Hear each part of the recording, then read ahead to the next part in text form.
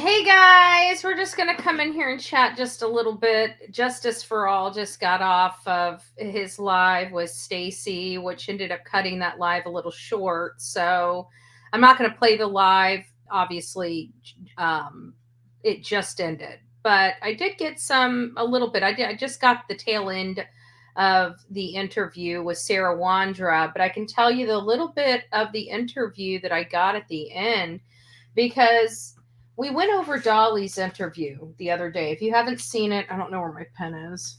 If you haven't seen it, you need to check it out.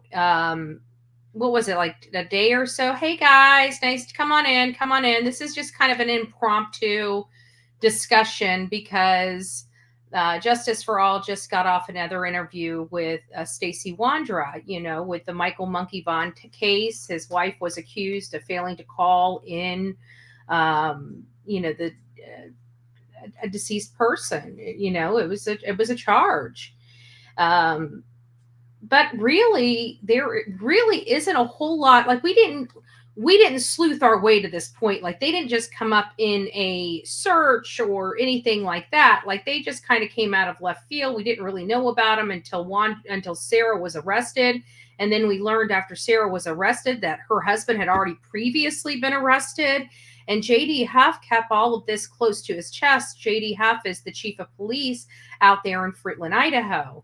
Well, I didn't really get a chance. I got a chance to listen to a little bit of Brooke's interview, but not too awfully much. I had a lot of questions when that was going on, but not near as many questions as I had after Dolly Vision's interview. I thought Dolly Vision was very thorough. He really, it seemed like he really honed in on the timeline from start to finish.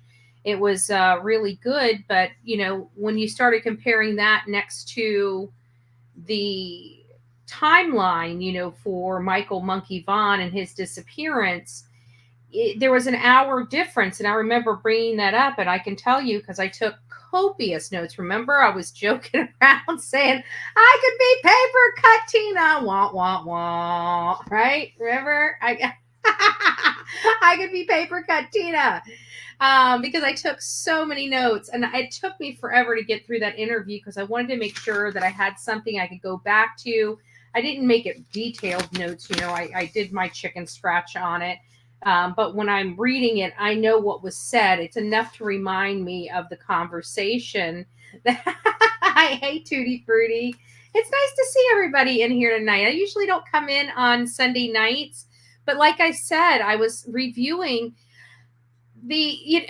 I like Justice for All and the Lab. They're both really good and very thorough. And it's so funny because the Lab was getting a little frustrated. Like you could hear him huffing and puffing in the back. Like he doesn't like people that hurt kids, But it's a breath of fresh air is all I'm saying, because there's so many people on social media that's scared to step on toes. We're not here for a popularity contest. We're here to find out what happened to these kids. And I like the Lab's approach. He's a no nonsense person. He kind of very direct questioning.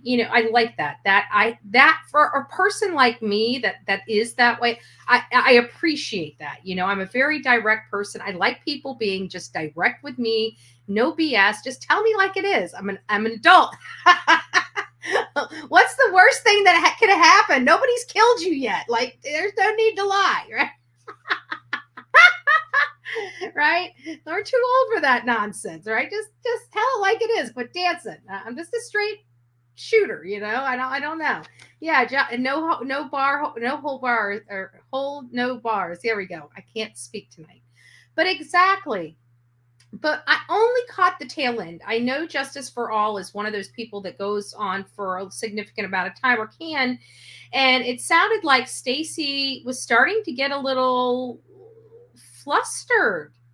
He was getting flustered, and he made some critical mistakes in his timeline on this one that I haven't heard. And I'm not sure if he made the mistake on Dolly Visions or if he made the mistake on Justice for All. Did you guys hear the timeline changed almost an hour from Dolly Vision's interview to Justice for All? We need to figure that out. What did he say? Did Brooks ask him about when he left his house to go pick up Brandon's vehicle? He didn't cough much tonight. He was in a darker room. He wasn't as quiet and docile. You know what I'm saying? Like when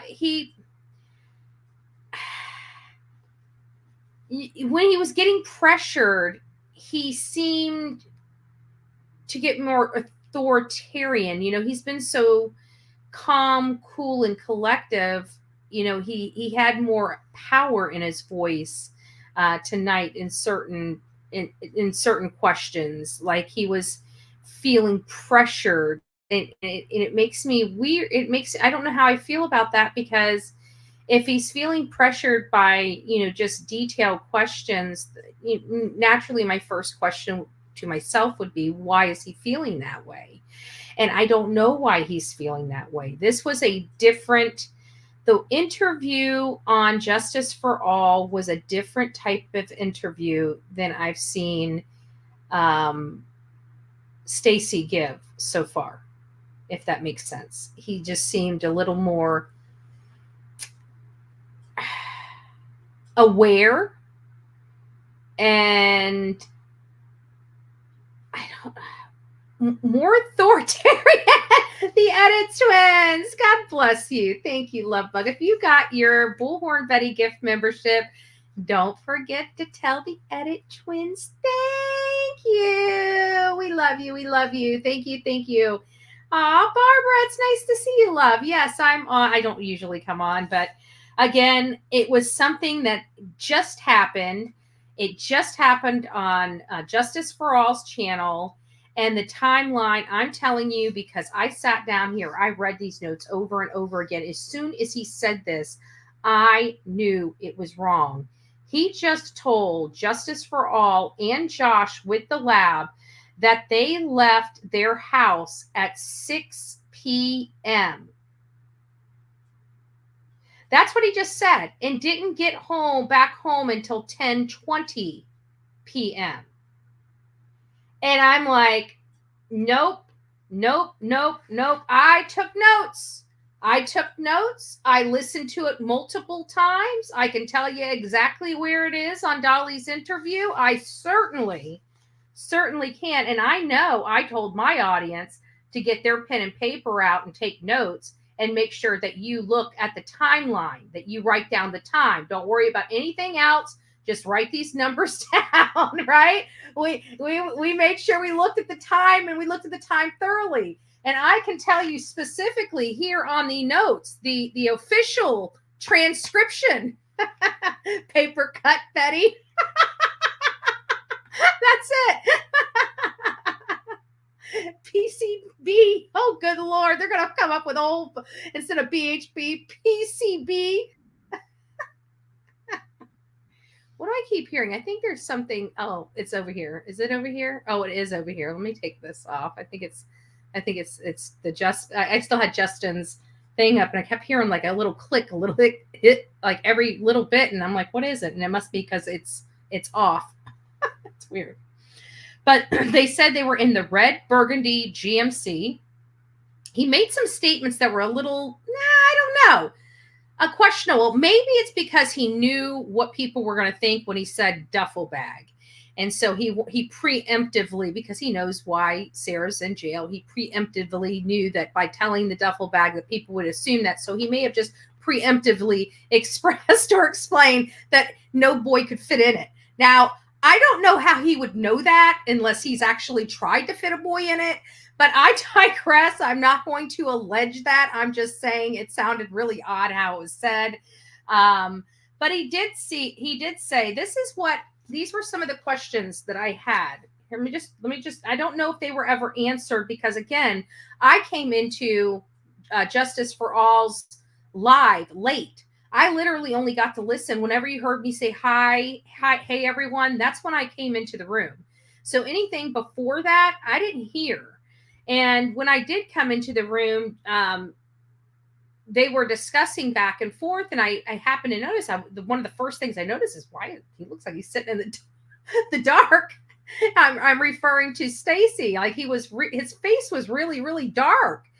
And I heard them questioning it, and they were finally back onto the laundry. And I remember jumping into chat, and it's like, why couldn't he wash the clothes at their house? And he's asking them, they're going into the conversation about how, gosh, it's so hard for me to keep. The Stacey and the Sarah are catching me up. They really are. I'm going to end up calling Stacey Sarah and Sarah Stacey. Watch. I guarantee it. It's a real thing. I'm having a problem with it. So I'm like, Bullhorn Betty.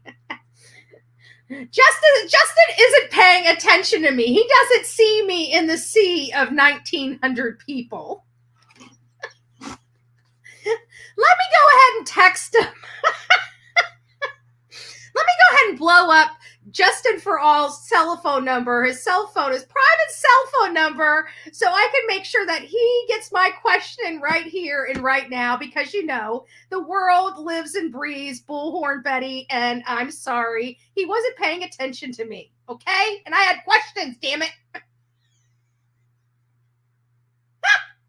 I'm just joking, but I'm not. That wasn't going through my mind. I just had some questions, and I knew his number, and he says, text him to me. So I did.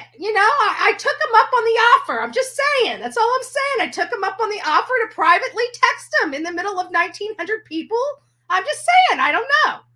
He offered. I accepted, okay? I just happened to, it's a time and place thing. I get it. So here's what I said. Also, I have a few questions about the timeline, and it's more about the evening timeline. He says that they left around 5:30 to go get Brandon's car before he stopped at 5:40 outside their community to put the power steering fluid in the vehicle. However, Brandon only lives about 45 minutes away, yet they got home at 9:30 at night. Why did it take him so long to get home? Also, he said he came back home around 4:30 in the afternoon, and Sarah and Brandon were there, but Adrian was not. However, there we see a photo at 4:47, which it would imply that Brandon and Sarah were still with Adrian. Can he explain that? Of course, he didn't get this well-written list of questions, interrogation questions. I'm just joking. But literally, this is how I knew it was wrong. Because God strike me dead on a Sunday. I'm telling you, I'm not lying. I just hit send. This was sent. As soon as this was sent, Stacey starts telling the timeline of now 6:20 and 10. And I'm like, what? What? I had just sent this, and this is based upon my notes, which I know my notes on the timeline are accurate because I remember I went back 2 times to check that 5:40, because the way the questions were asked on Dolly is he asked the question, then they kind of got on a tangent, and then he answered the question. So I had to go back and write it in the area of the notes where he answered the question. So it was in order because I'm anal like that with my notes. And so I know for a fact he originally said it was 5:15. You know how I know he originally said it was 5:15? I wrote originally 5:15, and he goes, no. I remember this because I only have to put a few things to trigger my memory on what was said. And I remember said, no, it was more like 5:30 is what he said. And he goes, well, what time do you think you got outside of the community where you needed to put the power steering fluid in? And he said 5:40. And then they go on and on and on, and they talk about the house, how he sees a child wearing, and the child has dark brown hair, around 8 or 9 years old. Remember this all? Is this all ringing a bell to you? And he says, and it was really weird how he even said this statement, because he said he was in the neighbor's yard. And I remember Dolly saying something like, how do you know he was in the neighbor's yard, or something like that? And I'm thinking, well, how did he know that kid didn't live there? He obviously had to have known where the kids were if he knew that particular kid playing in that yard was the neighbor's yard. Otherwise, you would just automatically assume a kid playing in the yard is in their own yard. So for him to make that statement of this boy being in the neighbor's yard would imply he knew the boy and knew the boy was not in his own yard. I'm not, I'm not looking at, I'm not playing on words either. It's not like one of these misspeaks, because I remember Dolly challenged him on it too. And he said it again, because the way Dolly was implying is they were looking at it like it was Michael instead of an 8 or 9-year-old. So it seemed like, I don't know. We'll have to go back. We'll go back and review that one. It happened literally right up. Well, no, how far is it? I guess it wasn't right up front. It was more probably about 20 minutes into the interview, give or take. But they say that they saw this outside in the front yard, and this is right about the time he asked him, well, how long do you think it would take you to do the power steering fluid? And he said about 30 seconds. And I'm thinking, that doesn't sound right either, because you pull the truck over, you put it in park, you open the door, you got to go to the back, try to find the power steering fluid, unless it's right there. And even if it's right there, you got to pop the hood, push the lever over the hood, lift the hood up, take the top of the twist thing off for the power steering. And then you get an opportunity to pour. And that's if you have a funnel. And then you got to still try to clean up any mess, because again, it's a fluid. So it seems like it would imply that there was more than 30 seconds, but I digress. I did give him 2 minutes, because he said he got there at 5:40. He was in that little patch. Now, tonight, he said they left at 6 and got home at 10:20, or 6:20 and got home at 10. I remember a 20 being in there one place, and I remember a 6 and a 10. So I don't know if the 20 it goes to the 6:20 or the 20 goes with the 10 and be a 10:20. Either way, the timeline has absolutely 100% changed from Dolly Vision's interview to this interview. Was it a misspeak? And this is, I don't like accusing people, because like I said, so far, everything I have looked at outside of this weird, strange phenomenon of behavior of these people, while I agree, appears to be suspect, I don't see any visible connection between Michael Vaughn and the Wondras. I'm not saying, don't misunderstand me and me thinking that I don't think they had anything to do with it. I'm just simply saying that he's saying that he didn't have anything to do with it, and there has been no real linkage outside of this weird behavior from these 4 individuals that potentially could link them. I have to say, I met J.D. Huff.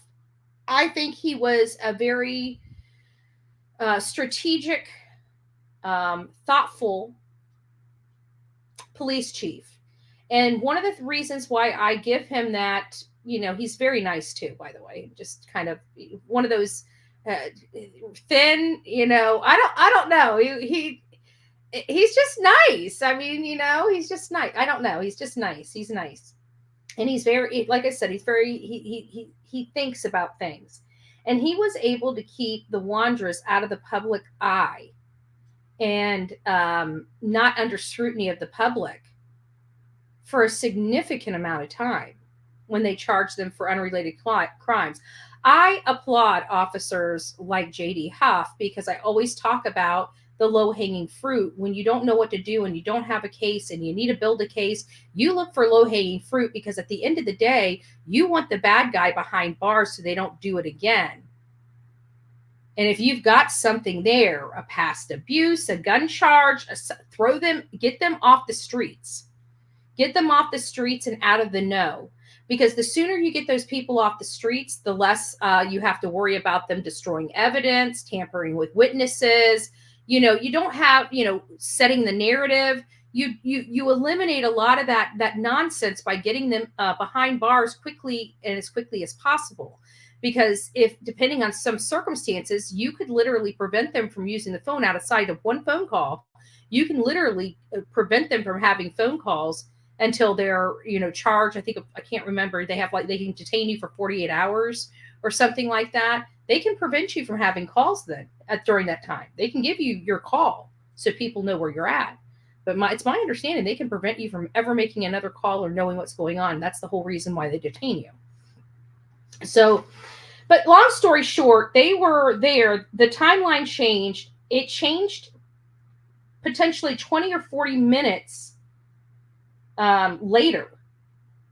Because when I was looking at the timeline, and what makes it so bad is now his new timeline almost puts him smack at the time Michael Monkey went missing as to when he would have stopped that truck on the outside, because he went from 5:30.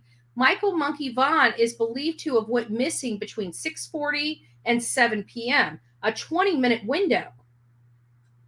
It wasn't really probable. Now, I didn't really believe the timeline much anyways, because right when he starts out the evening timeline, after he comes back from his fair from Idaho, he basically says that they left the home. Now, mind you, there is no truck strapped to the back of their vehicle that they're using. They're going to get the vehicle. And I've been inside that community. I've been literally in front of their home. Did we go live from their home? I can't remember if we went live or if I just took footage, but I think I did go live in front of their home. I have to go back and look. But I was in front of their home when they were both arrested. And it was after they had already dug up the backyard. It was all put back together. You didn't even, from the road and everything, you didn't even notice that they had dug up the backyard, to be honest with you, because they put the fence back up and you couldn't see what was behind it. Now, I don't know if the yard was damaged or not. I'm just saying that from my view, you couldn't see it. So I know where their house is, and I know exactly where Michael Monkey Vaughn has allegedly went missing from. According to law enforcement, he allegedly made it to Arizona and 9th, according to the reports that came out at the beginning. I'm like everybody else. Has that changed with new information that law enforcement has received? It is absolutely possible that we don't know that, where he disappeared from in that location has changed. I can just tell you, when I went out there, that was the location that we honed in on as ground zero, because that's what was in all the reports. So, again, with this new time change, it puts them closer to the timeline of when Michael Monkey Vaughn disappeared. This doesn't put him in a better position. So that's where I'm trying to figure out, did he misspeak and say 6 when he meant to say 5? Or did he misspeak on Dolly's and throw everybody off and then realize something didn't match his timeline that he told law enforcement, and he's now had to fix it for the purposes of litigation, and has changed it. And now, where he missed it by a hair, like he was out there by 6:20 and maybe putting power fluid in his car at 6:30, but the timeline changed. And I remember he specifically said, because Dolly was asking him, when you got to Brandon's house, tell me what took place, who went inside the house. And Dolly was told that only Brandon went inside the house, and he took his duffel bag, and when he came out, he had changed his clothes. And he washed the clothes that was in the duffel bag. And while he was doing that, which that only took him about 10 minutes, I remember him saying 10 minutes, and 10 or 15 minutes, or it's a little vague there, because he did say 15 minutes at one point, and then walked it back to 10 minutes at another point. And he said that took place simultaneously while he was hooking up Brandon's vehicle. And so he said, well, what were you guys doing? Well, if he was, and again, some clarification issues here, because he's saying that Brandon took about as much time as it took him to hook up the car. But then Dolly goes on to ask him, well, what did you and Sarah do when you got into the car? What did you say? And he said, I was probably blasting the radio. And it's like, well, how long could you have blasted the radio before Brandon was coming out if Brandon took as long as you did? So again, just minor clarification stuff that may or may not mean a whole lot. And then they were talking about when they were coming back. They didn't say how long they were on the road, but he did say that the tie strap did break on their way back, and they took a different route home. They were going down 52, Highway 52, when that belt strap broke. And it took them another 10 minutes to hook that belt strap back up to the car so they could proceed back home. But again, oh, Justin, I see you in here. It's nice to see you. I was just going over because I didn't get into your chat until like later. When I said hi is when I got in, and I didn't realize I had missed, a good portion of the interview. But I had just sent you that. I was teasing you to go back. I was like, Justin's not paying enough attention to me. I gotta go text this man. Anyways, so I'm and I had just sent you that long-winded text about the timing, about the 5-4. Right when I sent that, he started talking about the timeline and changed it. The timeline he gave Dolly was that they left that house at 5:30. They got about to the place where they stopped to put the power steering fluid in about 5:40. And then it only took about 30 seconds, and then they were off. They ended up taking the interstate over to where I had it written down, over to that Kuna. Is that right? Kuna? Over to Kuna. He said that Brandon went inside. And mind you, their drive there was only 45 minutes. Now, I don't know what their drive back, but if they only spent 15 minutes at the house and 10 minutes after the tie strap, that's an additional 25 minutes in addition to that longer route on the back roads towing the vehicle. Probably at a slower speed because you're towing a vehicle with the strap. So even if we said it took them twice the time, that's 2 hours. So if they left at 5:40, they should have been back at 7:40. So why are they pulling in at 9:30? And then as soon as I hit that and it sends to you, he writes that they left there, at 6 o'clock or 6:30 or something. It was an hour difference. And they didn't get back there until 10:20. And he specifically told Dolly that he got back at 9:30. And his wife and Brandon never got out of the car. Yeah, the math ain't exactly. And so now, it wasn't.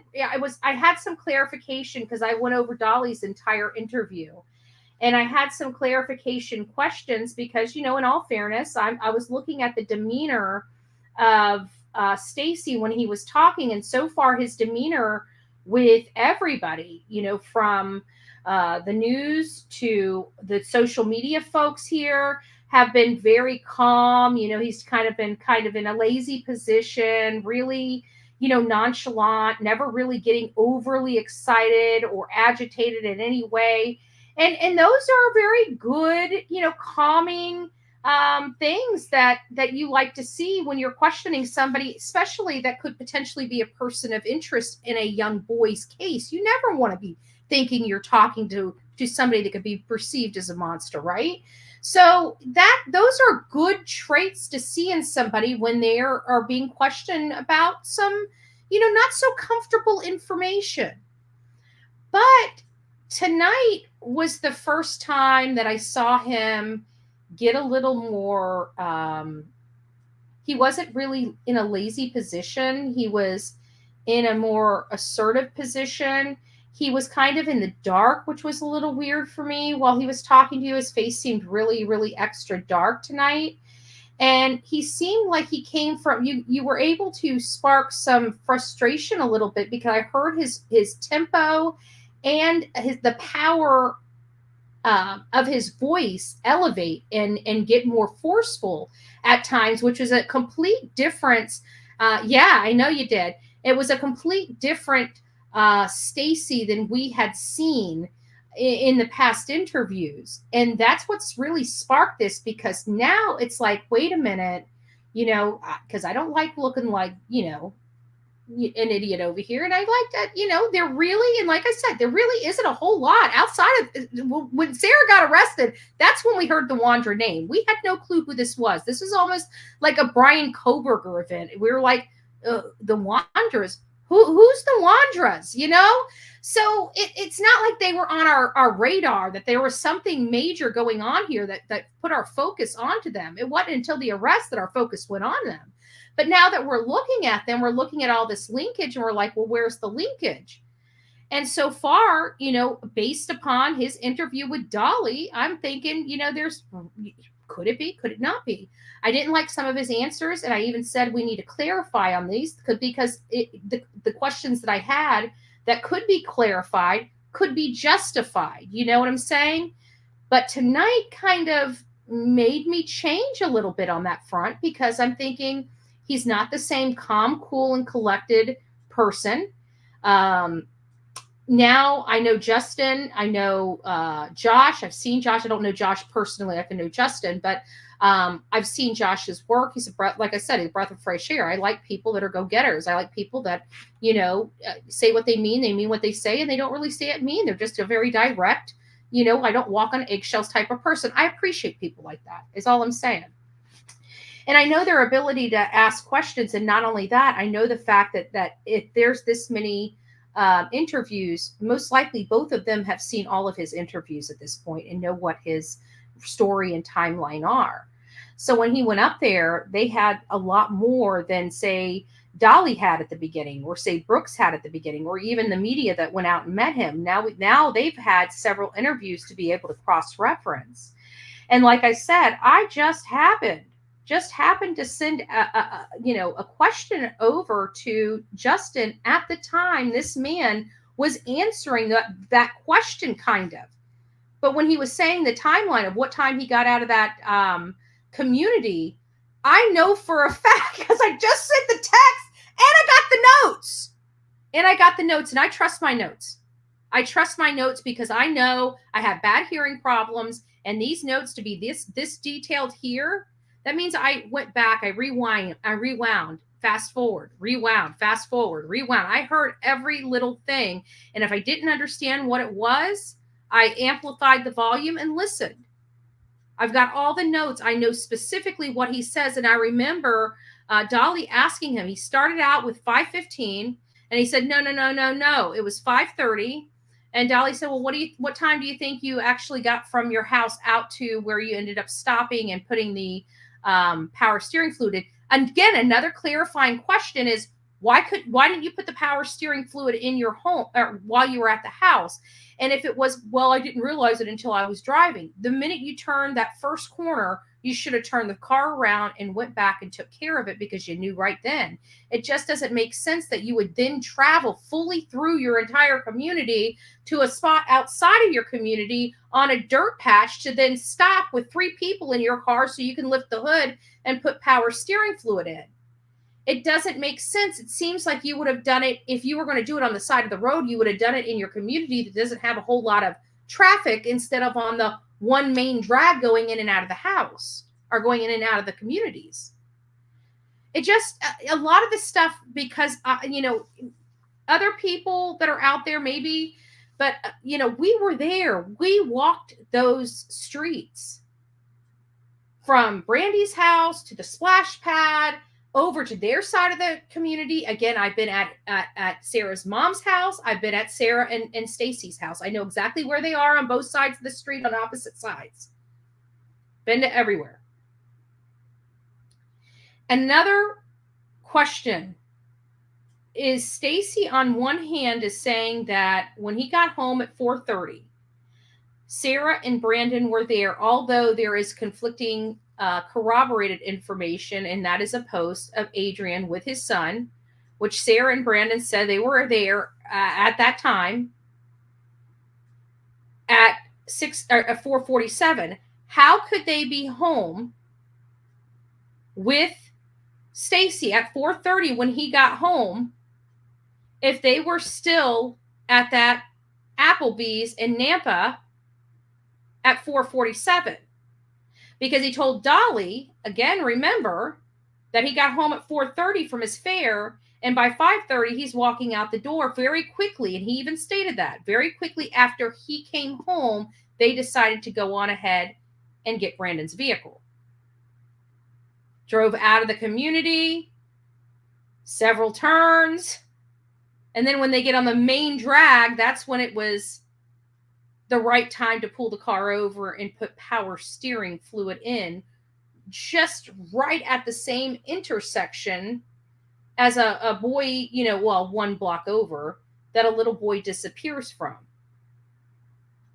And that same person that was with your wife earlier that day has been designated as notorious history of HT.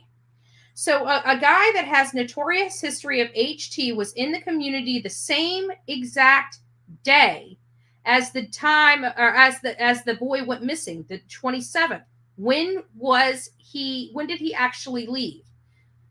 Because if on one hand, Stacey is saying that his wife left early in the morning with Brandon and Adrian, and when she left early in the morning, she dropped Adrian off, and whatever they did that day is what they did. But when she dropped him off, he was gone. He never came back to the home. However, they came back to the home at 4:30 when he arrived. So the bad guy was in the same community as this little boy, and they both disappeared on the same exact day. Then you have another person from the same house in the vehicle right outside of the area that the little boy disappeared from, feet from him, according to one statement, an hour before he disappeared, and according to the statement tonight, a mere 27 minutes before he disappeared. So, little concerned about that. And the same person that was in that truck just so happened to take a duffel bag with clothes to his home, where he also changed the very clothes he was wearing, never bringing the duffel bag back, any additional clean clothes, and to the best of his understanding, whatever he took in that house never came back out of that house again. And they drive this car back to their house to work on it. But Brandon and Sarah don't go in the house when they get home. They go straight out there looking for Michael, and they were gone for an hour and a half. They stopped people from searching, I want to say, at around 11 or 11:30 that night. So there's no way that would have made sense. It would have taken them more than 10 minutes to walk out there where they are in their community. Maybe not 10 minutes, but it's going to take them a long, they're kind of further in the back of the community. So they're going to take a little bit further to get out there. It's still a few turns, not too bad, but they're not right there, and they were on foot. So that blows that timeline out, because they would have been gone less than 40 or 45 minutes based on their new timeline. Them getting back there at 10:20 or whatever time. I can't remember. I got to go back and listen. But the timeline changed. So we're now starting to see some fracturing in Stacey's timeline, and is that just a misspeak? Maybe he wasn't paying attention. Maybe there's times all the time. I mean, I think the most recent one was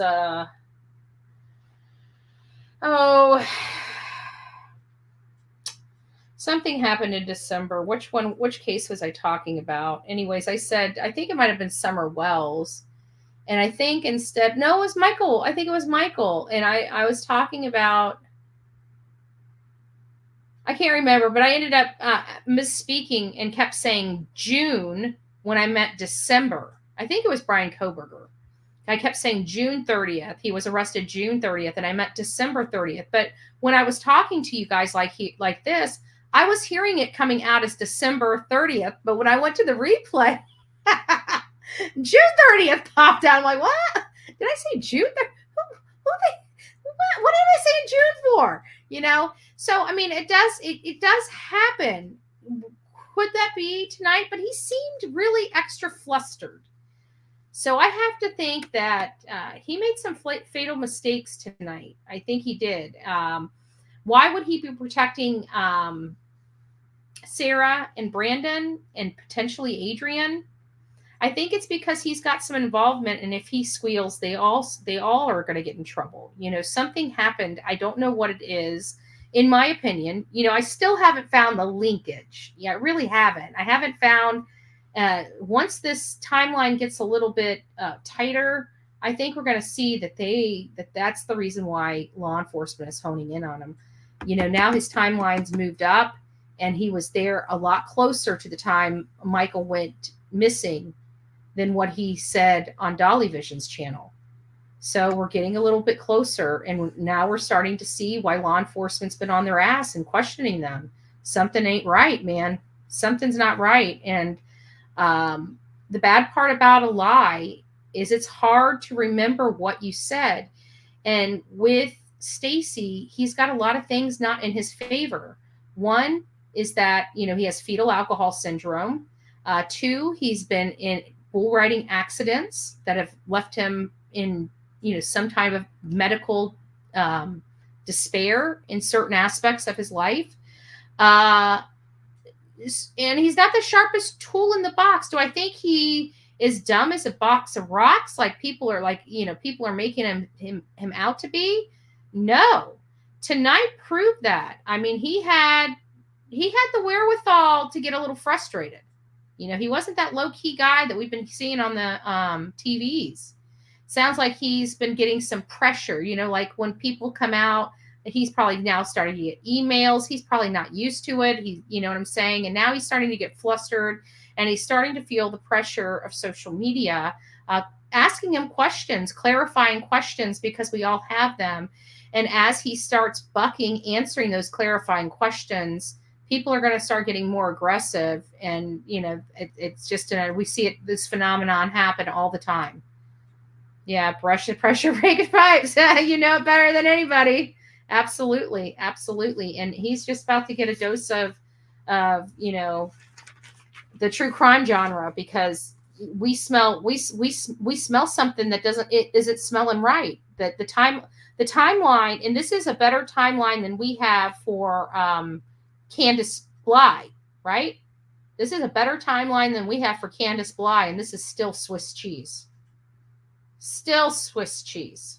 Is it better? I give it that. We got a better timeline in this case right now. Whether it's true or not, I'm not going to stipulate to that, but we have a better timeline in this case right now than we do for Candace Bly in Summer Wells' case. And this timeline, again, is Swiss cheese. Actually, I should say melted Swiss cheese, right? Because it's ever flowing. It's starting to change a little bit, right?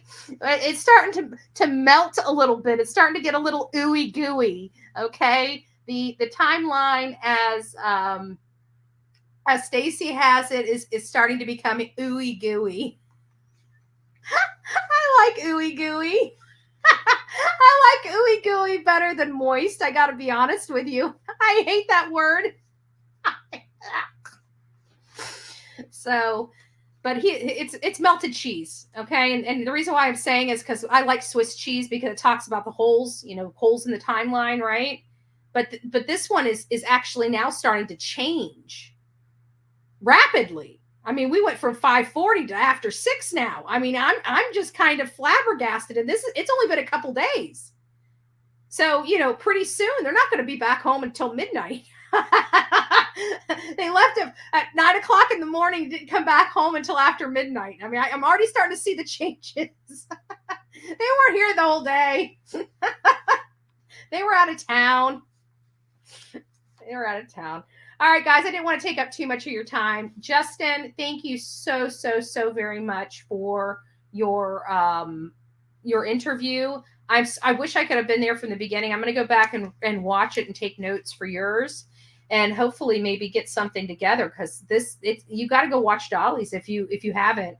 I'd say about 20 minutes into Dolly Vision's interview with him, he starts talking about this timeline, the very timeline that just had me floored right there at the end of your show.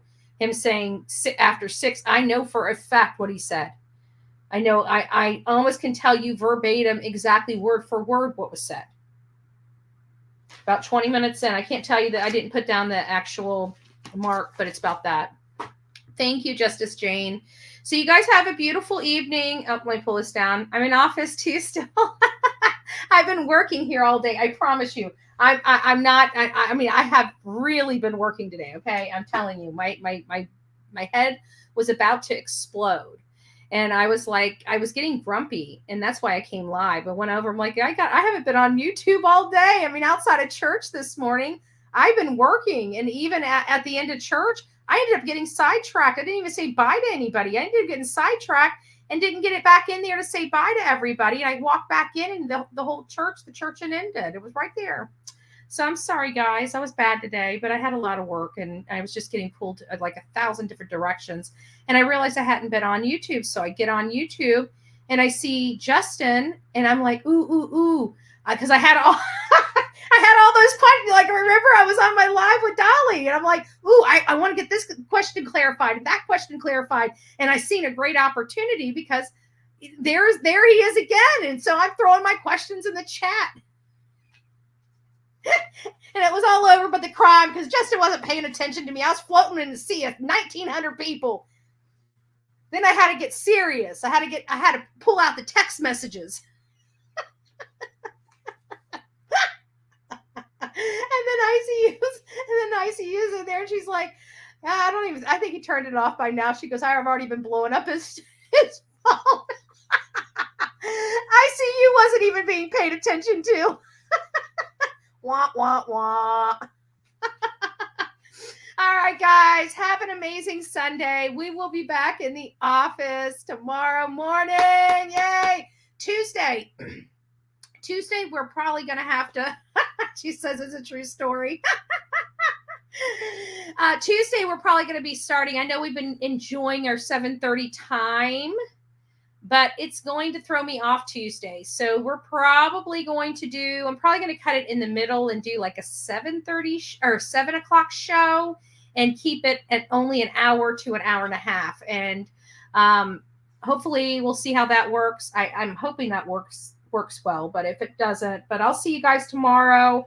Tomorrow's 7:30, but Tuesday we'll be starting at 7 a.m. Mark your calendars, 7 a.m. Tuesday. I want everybody in advance notice. I don't want you guys coming in and saying, you didn't tell me you started a half hour early. Okay, I'm telling you, starting a half hour early on Tuesday, not tomorrow. You guys get to sleep in an extra half hour. It's Manic Monday. Don't wake up at the crack of dawn. You don't have to. I'll be up, but you don't have to be up. All right. You need to do a live with Justin tomorrow. Oh, yeah, that would be nice. I haven't collabed or spoke with Justin on a live. Golly, I think the last time was the dogs with Candace. Like, I was at a political event. I had just happened to stop there to check on the area and everything like that. And I was getting ready to leave or go to a different place, and we hear about the dog, and I lose it. And I made it to my political event, and Justin's calling me out there.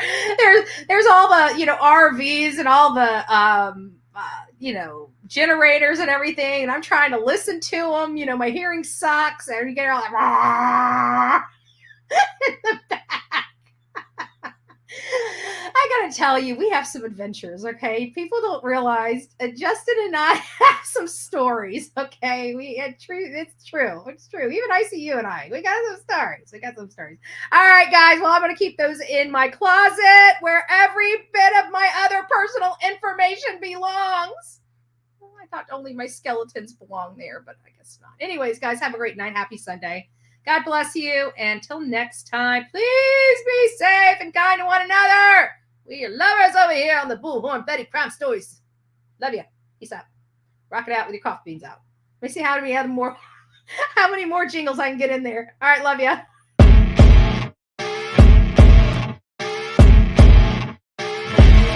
As you wake up in the morning, you want to find the latest, greatest information about criminal cases and have an intuitive conversation about the suspects associated with these cases. Head over to the Bullhorn Betty channel on YouTube.